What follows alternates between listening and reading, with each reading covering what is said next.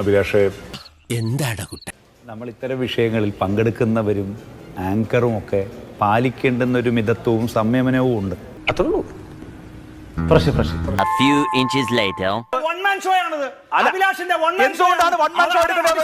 നിങ്ങൾ ഇടത് വലത് മുന്നണികളുടെ ഇരട്ടത്താപ്പ് കൊണ്ട് പി ജയരാജൻ ഇന്ന് ആ വീട്ടിൽ പോയത് സാർ. നിങ്ങൾ കൊണ്ടുവരുന്നത് പി ജയരാജൻ ഇന്ന് ആ വീട്ടിൽ പോയിട്ടുള്ളത് നിലപാട് വളർത്താൻ ബിജെപിയുടെ കയ്യിൽ ആയുധമായി മാറുന്നു. നിങ്ങൾക്ക് എന്ത് പറയാം?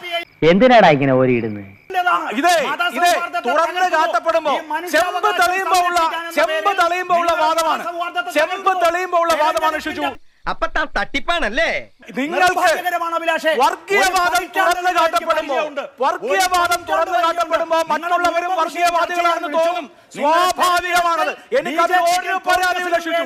100% ഞാൻ യോജിക്കുന്നു. നിങ്ങളുടെ പ്രഖ്യാപന നിലപാട് എന്തായിരുന്നു എന്ന് പറയാൻ ഒരു നിമിഷം മിണ്ടാതിരുന്നാൽ നിങ്ങളുടെ നിലപാട് എന്തായിരുന്നു ഞാൻ വിശദീകരിക്കാം. ഒച്ച എടുത്തിട്ടൊന്നും ഒരു കാര്യമില്ല. ഇവന്മാരൊന്നും ജീവിതകാലത്ത് നന്നാവില്ല. ആങ്കറുടെ ഇന്നത്തെ ദിവസം ചരിത്രത്തിൽ ഉണ്ടാവും. കേരളത്തിന്റെ മതസൗഹാർദ്ദത്തെ മീഡിയ എത്തിക്സ് അല്ല.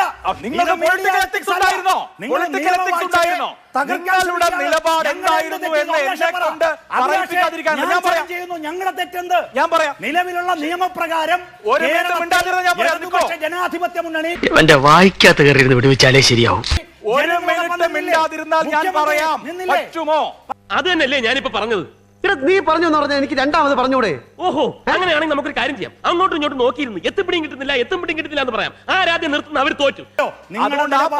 ജനങ്ങളുടെ ചർച്ചയ്ക്ക് വേണ്ടിയുള്ള ഈ വാക്കുകൾ കേട്ടെങ്കിലും ആ പാവപ്പെട്ട മനുഷ്യർക്ക് ആശ്വാസമാവട്ടെ. അത്രയുള്ളൂ. മോനെ, അണ്ണൻ കളത്തിലിറങ്ങേണ്ട സമയമായി. ആരെങ്കിലും ഒരാൾ പരാതി കൊടുത്തു കഴിഞ്ഞാൽ ഈ ഭൂമി എന്റേതാണെന്ന് തെളിയിക്കുന്ന രേഖയുമായി ഒരു വ്യക്തിക്ക് നടക്കേണ്ടി വരിക എന്ന് പറയുന്നത് വളരെ ബുദ്ധിമുട്ടുണ്ടാക്കുന്ന കാര്യമാണ്. അവരെ സംബന്ധിച്ച് അവർ നേരിടുന്ന ഭീഷണിയും ഭീതിയും വളരെ വലുതാണ്. ഉണ്ടാക്കുന്ന മാനസിക ബുദ്ധിമുട്ട് വളരെ വലുതാണ്. അതിന് മതജാതി വ്യത്യാസമൊന്നുമില്ല. അപ്പൊ ഇങ്ങനെയുള്ള സാഹചര്യം വഖഫ് ബോർഡ് ഒഴിവാക്കേണ്ടതല്ലേ? ഇത് എന്നെ ഉദ്ദേശാണ്, എന്നെ തന്നെ ഉദ്ദേശാണ്, എന്നെ മാത്രം ഉദ്ദേശം. നായരേട്ടാ, വെറുതെ അത് ഇതൊന്നും പറയണ്ട കേട്ടോ. ആളുകൾ കേട്ടാ നേരാന്ന് വിചാരിക്കുന്നില്ലടാ.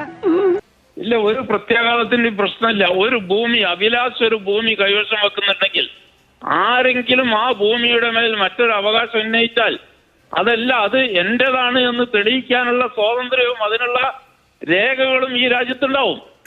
അത് കാണിച്ച് തെളിയിക്കേണ്ട ഒരു വിഷയം മാത്രമേ അതിലുള്ളൂ.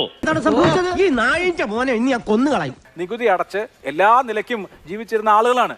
അവരെ സംബന്ധിച്ചിപ്പോൾ നോക്കൂ, അവരുടെ ഭൂമി വിൽക്കാൻ പറ്റുന്നില്ല. ഭൂമി വിറ്റിട്ടൊരു കല്യാണം നടത്താമെന്ന് വെച്ചാൽ പറ്റുന്നില്ല. ആ ഭൂമി പണയപ്പെടുത്തിയിട്ടൊരു ലോൺ എടുത്തിട്ട് വിദ്യാഭ്യാസം മക്കൾക്ക് കൊടുക്കാന്ന് വെച്ചാൽ പറ്റുന്നില്ല. ഈ നടപടിക്രമം കൊണ്ട് എത്ര മനുഷ്യരാണ് ബുദ്ധിമുട്ടുന്നത് ശ്രീ മായനാജി. ഇതൊരു നിസാര പ്രശ്നമായിട്ട് എങ്ങനെ കാണരുത്? ഓക്കെ, നിങ്ങൾക്ക് രേഖയില്ലേ, ആ രേഖ വന്ന് തെളിയിച്ചാൽ പോരെ എന്നൊക്കെ വളരെ കാഷ്വൽ ആയിട്ട് പറയല്ലേ? യവൻ പുലിയാണ് കേട്ടാ. പുലി എന്ന് പറഞ്ഞാൽ വെറും പുലിയല്ല, ഒരു സിംഹം. ഏകപക്ഷീയമായി മാതൃഭൂമി പോലെയുള്ള ചാനൽ വെച്ച് ഏകപക്ഷീയമായി ഇവിടുത്തെ ചില വർഗീയവാദികൾ ചെയ്യുന്നത് പോലെ നിങ്ങൾ ചെയ്യാൻ പാടില്ല. മോനെ, അണ്ണൻ കളത്തിലിറങ്ങേണ്ട സമയമായി.